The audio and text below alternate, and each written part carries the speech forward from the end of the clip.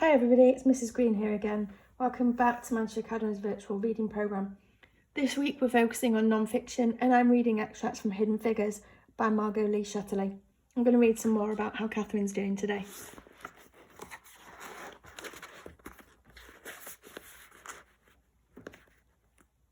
One of the first assignments to land on Catherine's desk involved getting to the bottom of an accident involving a small Piper propeller plane.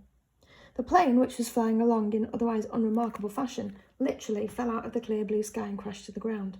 The NACA received the plane's flight recorder, and the engineers assigned Catherine to analyse the photographic film record of the flight's vital signs, the first step in the search for answers as to what might have befallen the plane.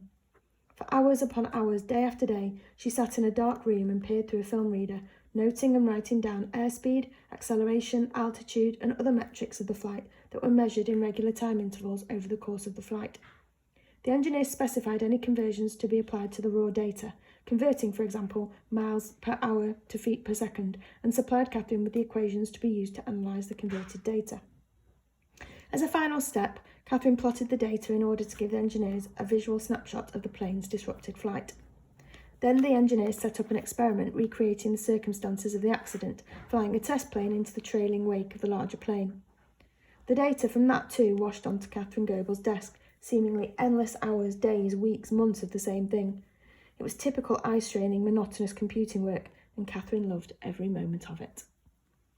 When the engineers analysed Catherine's reduced data, they were fascinated, realising they were uncovering something they had not quite seen before. It turned out that the Piper had flown perpendicularly across the flight path of a jet plane that had just passed through the area. A disturbance caused by a plane could trouble the air for as long as half an hour after it flew through. The wake vortex of the larger plane had acted like an invisible tripwire. Upon crossing the rough river of air left behind by the jet, the propeller plane stumbled in mid-air and tumbled out of the sky. That research, and other investigations like it, led to changes in air traffic regulations, mandating minimum distances between flight paths so as to prevent that kind of wake turbulence accident. When Catherine Goebel read the report, she found it to be one of the most interesting things she'd ever read, and felt tremendous satisfaction to have participated in something that would have positive, real-world results. Her enthusiasm for the work, even the parts that others considered drudgery, was irrepressible. She couldn't believe her good fortune, getting paid to do math, the thing that came most naturally to her in the world. She took a genuine liking to her new colleagues as well. The West Virginia engineers she'd met on day one played oboe in a local symphony. Members of the Brainbusters Club convened after work and on weekends to build elaborate model airplanes by hand. Many of the men and women at Langley joined softball or basketball teams and played in local amateur leagues. Langley's Sky Chicks competed against a team fielded by the power company, the Kilowatt Cuties. Over time, the black employees joined teams as well. And then there was the lunchtime bridge game.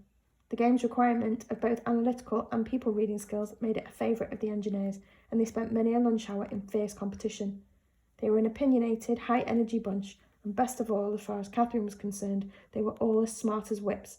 There was nothing Catherine Goebel loved more than brains. From the very beginning, Catherine felt completely at home at Langley. Nothing about the culture of the laboratory or her new office rattled her, not even the persistent racial segregation. At the beginning, in fact, she didn't even realise the bathrooms were segregated. Not every building had a coloured bathroom, a fact that Mary Jackson had discovered so painfully during her rotation on the east side. Though bathrooms for the black employees were clearly marked, most of the bathrooms, the ones implicitly designated for white employees, were unmarked. As far as Catherine was concerned, there was no reason why she shouldn't use those as well. It would be a couple of years before she was confronted with the whole rigmarole of separate bathrooms. By then, she simply refused to change her habits, refused to so much as enter the coloured bathrooms, and that was that. No one said another word to her about it. She also made the decision to bring a bag lunch and eat at her desk, something many of the employees did. Why should she spend the extra money on lunch? It was more convenient as well. The cafeteria was just far enough from her building to have to drive, and who wanted to do that? And it was healthier too, what with the temptation of the ice cream that the cafeteria sold for dessert.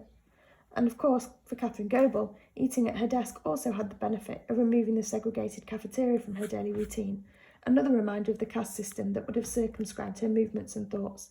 Those unevolved, backward rules were the flies and the Langley buttermilk, so she simply determined to pluck them out, willing into existence a work environment that conformed to her sense of herself and her place in the world.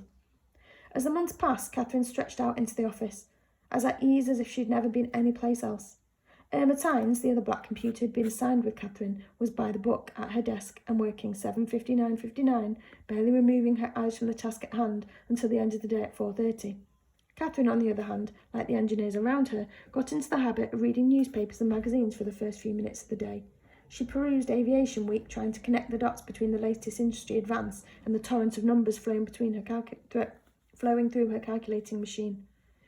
Catherine's confidence and the bright flame of her mind were irresistible to the guys in the Flight Research Division. There was nothing they liked more than brains, and they could see that Catherine Goebel had them in abundance. As much as anything, they responded to her exuberance for the work. They loved their jobs, and they saw their own absorption reflected back at them in Catherine's questions and her interest that went so far beyond just running the numbers. With her fair skin and dulcet West Virginia accent, Catherine might have occupied a fluid racial middle ground, easing her acceptance at the centre.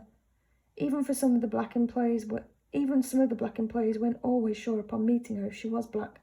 On one occasion, when her mother was visiting from West Virginia, she'd had to take her to the hospital.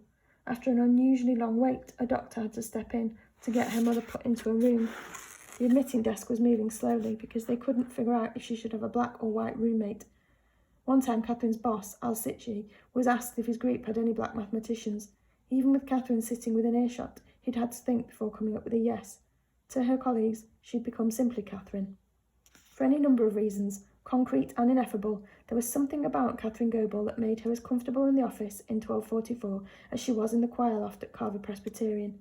She didn't close her eyes to the racism that existed. She knew just as well as any other black person the tax levied upon them because of their colour, but she didn't feel it in the same way. She wished it away, willed it out of existence in as much as her daily life was concerned. She'd taken the long road to Langley's Flight Research Division, but she knew with a confidence approaching 100% that she'd arrived at the right destination. Okay, everyone, come back tomorrow.